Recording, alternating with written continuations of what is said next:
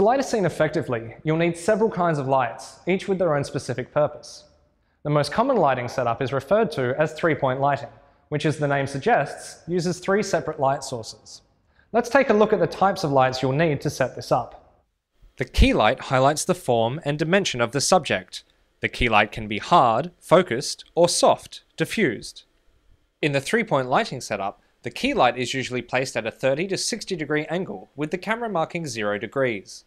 Two examples of lights that are commonly used for key lighting are blondies and redheads, as they produce a bright light. The fill light decreases contrast and adds more details to the dark areas of the subject. The fill light is often softer and, by definition, less intense than the key light. Fluoros and softboxes provide the best source of light for the fill light, as they are typically softer and more diffused. A backlight illuminates the subject from the back. The backlight helps to provide separation between the subject and its background. It is used to give more depth and shape to the subject and overall scene. Dido lights are effective in backlighting, as you can focus the light on smaller, specific areas to cut the subject out from the background.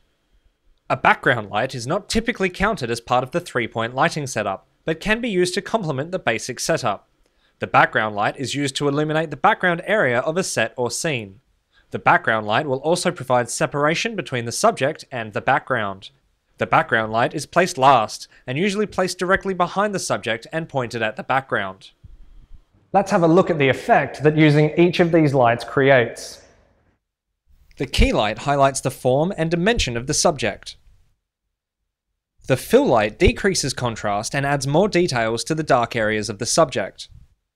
The backlight provides separation between the subject and its background.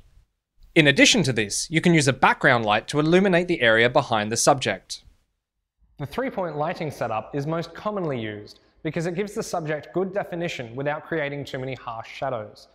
Try experimenting with the position and angle of various lights to achieve different effects from this basic lighting setup.